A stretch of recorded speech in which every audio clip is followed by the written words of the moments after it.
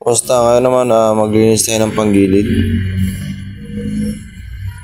Ganito lang, unahin mo na pagtanggal tong mga tornilyo dito sa crankcase cover.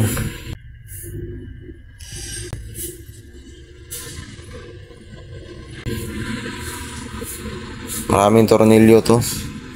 Kailangan tatanggalin to isa-isa para matanggal natin yung torque drive. Ang lilinisin natin dito is torque drive lang. Hindi natin linisin yung drive face saka yung backplate.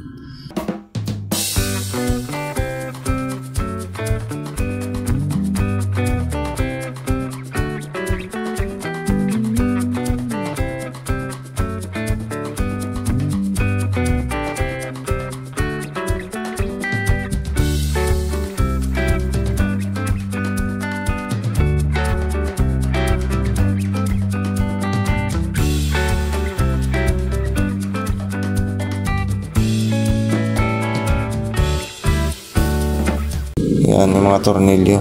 Basta pag baklas nyo ng tornilyo, kailangan tandaan nyo na lang yung bawat tornilyo na tinatanggal nyo. Malambot lang naman siyang tanggalin. Ito ang crankcase cover ng panggilid. Basta pag matanggal nyo na itong mga tornilyo, matanggal na rin itong cover. Tapos tanggalin natin siya, itong tornilyo na to, ay yung nut. Tapos kailangan natin siya ng Y tool.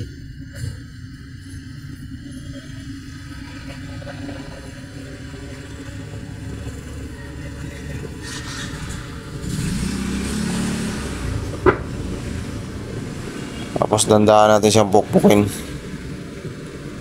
para matanggal natin yung torque drive. Kasi wala tayong ganong gamit.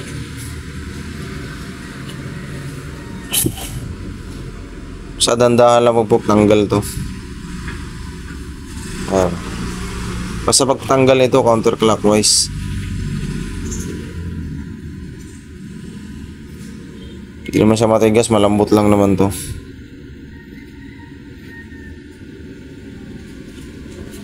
Basta importante meron kang Y tool na pangkalang para di nagalaw yung bell pagka kinalang mo na. Yan. Nut saka yung washer. Tapos pisilin lang natin siya para matanggal natin itong torque drive. Yan.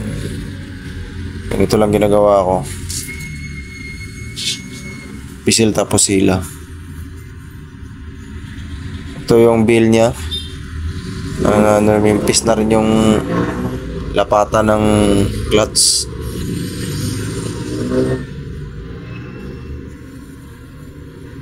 Tapos ito yung torque drive. Ito yung clutch lining niya. Ito yung lumalapat sa bill. Ang gawin natin dito, kasi di ko pinapakita sa inyo kung paano mag lagay ng markings dito sa clutch. Ganito lang ginagawa ko. Pwedeng lagaring baka lang gamitin nyo. Pwedeng ganito.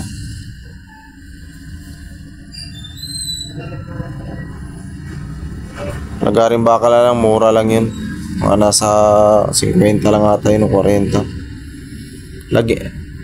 Kailangan tong lagyan nyo ng ganito, yung lining nya, para kumakapit talaga sa sabil. Ito yung purpose na to, tong lining na to na nilagay ko, para kumakapit siya. Tapos pag marumi na yung clutch lining, kiskisan mo lang ng liha. Huwag masyadong kiskisin, tanggalin mo lang yung dumi. Itong dumi na to galing to sa bill, clutch bill natin. Linisan mo lang para matanggal lang yung dumi na to. Ito rin kasi yung parang dumudulas pagka natakbo ka na. Ito yung dahilan kung bakit dumudulas. Parang dumudulas lang naman, pero kumakapit pa din.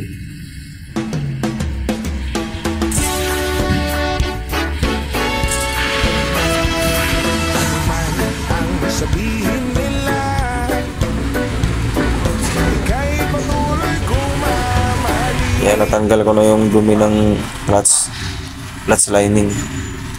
Ngayon naman tatanggalin natin siya. Itong lock niya. Lock ng clutch para makita natin doon sa loob. Kailangan natin tanggalin to kasi magpalit tayo ng grasa doon sa may pin. Yan. Pag baklas ito, ganun pa rin. Counterclockwise pa din. Kung wala kang gamit, mano-mano lang talaga, tulad ng ginawa ko nito. Mano-mano lang kasi wala tayong ganong gamit. Yan, ito na yung spring.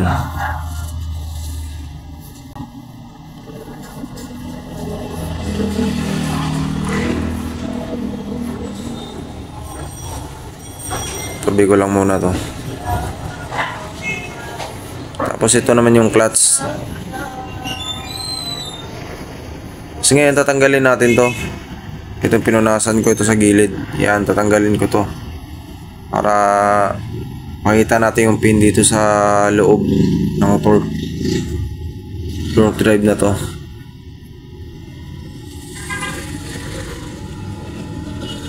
Tanggalin ko lang tong cover. Gamitan ko lang ng flat screw para maangat siya. Hindi lang kasi kita sa camera pero sinusungkit ko lang to. Yung cover na to, yan. Ito yun. Ito yung cover ng pin dito sa torque drive na to. Tapos ngayon tatanggalin natin yung pin isa-isa. Ito yung pin na to. Masaya pagka magtanggal kayo ng pin dito o mga parts dito sa torque drive, kailangan naka-organize para di mawala yung mga parts. Yan, tapos ilahin mo lang, matanggal na siya. Yan. Ito yung torque drive na nilapatan ng belt. Tapos punas-punas lang para kunwari malinis. Charot. Ganito talaga, nilinisan talaga natin to para kumapit ulit yung fan belt dito sa torque drive. Kuha mo na ako ng gasolina dito. Yan.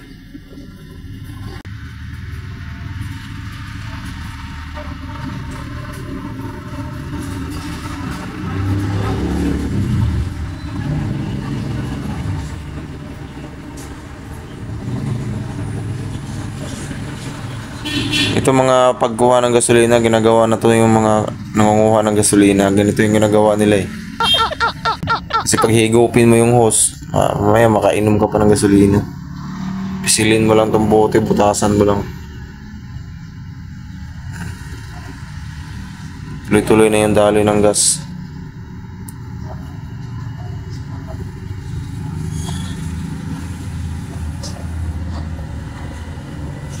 So malinisin natin to.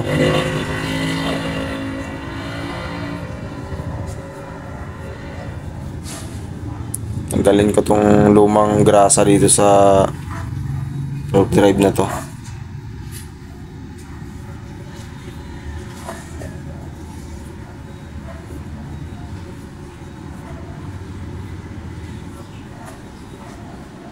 Sa paglinis ng torque drive, di naman siya kung gaano mahirap. Gamitan mo lang siya ng toothbrush na luma.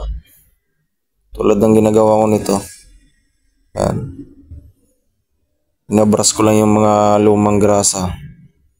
Basta patakan mo lang ng gasolina bago mo brasan, tulad ng ginagawa ko dito. Para matanggal yung mga lumang grasa. Kasi sabi ko kanina, ito yung papalitan natin na parts. Grasa lang naman papalitan natin dito. Wala tayong babaguhin dito. Kasi napaka-importante kasi malagyan natin to ng bagong grasa. Tapos ito rin yung cover niya. Sa spring naman to, pinapatong sa ibabaw ng spring. Kasi nga ito na yung torque drive. Dalawa. Male saka female torque drive. Halimbawa na lang natin. Tapos ngayon, ito yung pin. Hindi kasi abot sa camera eh. Basta makita nyo naman tong butas na to eh. Doon mo isot yung pin eh. Mahirap talaga pagka walang taga. Itong pin na to, ito to. Ito yung butas niya. Ito, dito natin shoot siya. Oh. Hintay lang. Wala ako na anggulo. Yan, dito siya shoot. Yan. Yan. Itapat mo lang siya sa butas. Doon mo siya shoot yung pin. Yan. Tapos pag nailagay mo na tong pin, lagyan mo na rin ng grasa. Bawat groove ng dadaanan ng pin, lagyan mo ng grasa. Kasi ito naman talaga yung purpose natin dito. Kung bakit natin tinanggal tong binaklas natin tong torque drive. Kasi magpalit tayo ng grasa. Kasi napaka-importante na mapalitan natin tong grasa na to kasi para maiwasan yung panunuyot niya dito sa groove. Pag manuyot kasi to, sira ang abutin.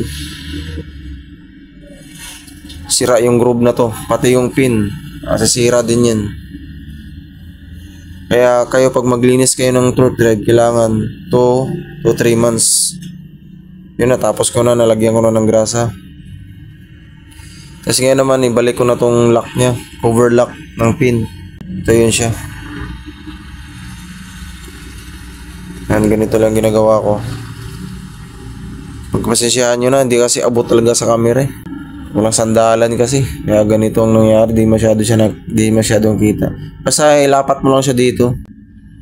Tapos ngayon naman, ibalik ko na tong spring. Ganito lang ginagawa ko, ito yung sa ibabaw ng spring. Tapos dito natin siya ilapat. Yan. Dito siya ilagay. Tapos ngayon naman, itong clutch. Kailangan gamitan natin siya ng puwersa para madiin natin yung spring, para mailak natin sa torque drive. Paalang ginagamit ko dito. Ang pagbalik naman nito, itong nut na to, clockwise. Yan, clockwise yung pagbalik nito. Basta dandahan lang pagbalik kasi mamaya mali yung pagkalapat mo ng nut, baka malustod yung thread. Basta hinahinay lang, kaya yan. Basta tapos higpitan mo na lang to. Higpitan mo to ng mabuti para hindi lang siya matanggal.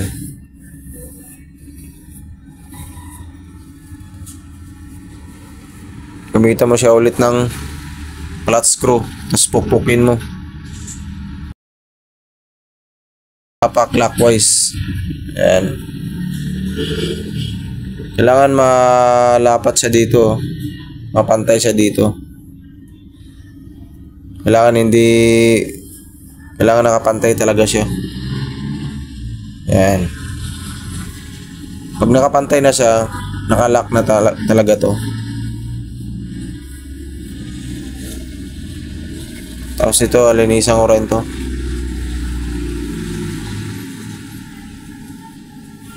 Basta pag magpalinis kayo ng panggilid, para sa akin di ko na tinatanggal tong drive face saka yung backplate dito sa roller nya. Ay bula dito sa panggilid kasi di naman siya masyadong dumihin eh. Bihira lang naman madumi tong roller na to. Basta importante itong torque drive kasi ito kasi yung umiipit saka yung bumubuka, ito yung nagbibigay ng takbo sa motor natin. Itong inihila-hila ko, ito yung axle drive dito sa gear natin. Kasi ang gear kasi natin sa scooter nandito sa loob na to. Kaya pag maglinis kayo ng torque drive, check mo na din to. Pag mahila mo to, pag may lumalagutok na hila, which is normal lang yun. Pero pag mahila mo talaga na, as in mahila na parang may narinig kang lumuluwag sa loob, ang problema nun is bearing lang. Papalitan lang ng bearing dito sa loob ng transmission gear niya. Kasi ang transmission gear natin, nandito talaga siya sa loob. Wala dun sa may harap. Dito sa loob, di gaya ng mga undergo na motor, nandun sa harap yung gear niya o nasa loob ng makina. Ito kasi nakabukod yung gear dito sa scooter. Okay na to.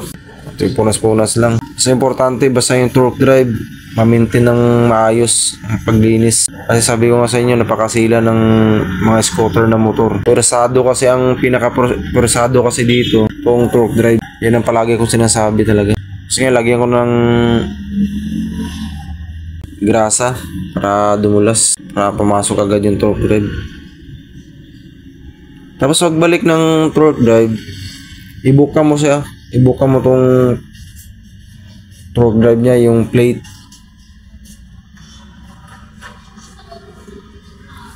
Yung male torque drive. Ganito lang ginagawa ko. Yan. Para iniipit ko siya, tapos pinabuka ko yung torque drive para papasok yung belt. Yan. Sabay hila para may pasok sa axle drive. Yan. Pagpasensyahan nyo talaga, hindi abot talaga sa camera. Banatin mo lang hanggat umabot dito sa may axle drive. At ma-shoot dito sa butas ng torque drive. Yan. Ganito. Diba? Pasok. Tapos itong bill, clutch bill niya. Tapos yung washer. Importante itong washer na to, huwag nyo itong kalimutan kasi pag wala itong washer na to, tapos didiretso nyo sa nut, tanggal yung nut. Huwag nyo itong kalimutan talaga, napaka-importante itong washer na to. Tapos ito, ang finale, ito yung nut nya. Nut ng torque drive.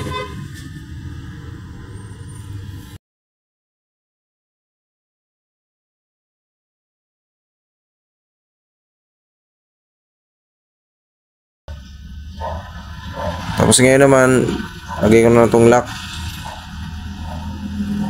Ganito na diskarte gagawin ko kasi parang di abot kasi, dumudulas. Kaipitan ko lang ng paa. Basta tamang higpit lang, huwag masyadong mahigpit, baka masira yung nut na to. Saktong higpit lang. Yung maramdaman nyo na talaga na mahigpit na, okay na yun. Kasi pag masobrahan mo to, baka malustred yung thread. Ang inaiwasan kasi natin pag masobrahan sa higpit, yung thread kasi mabilis na mapigtas yung thread. Kaya dapat maingat sa bawat higpit ng tornilyo o nut. Okay na to.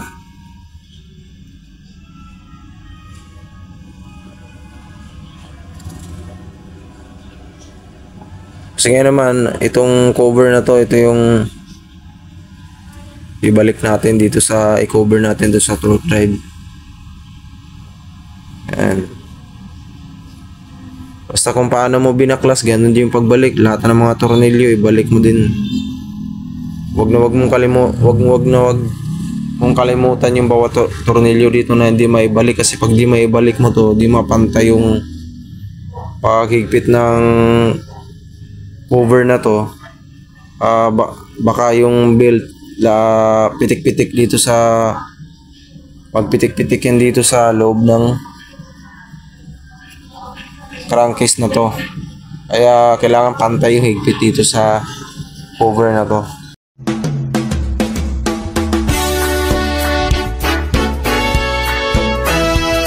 Ano man ang sabihin nila, ika'y patuloy kong mamahalin. Maging sino ka man, di na magbabago ang pag-ibig ko. Dahil namahal kita.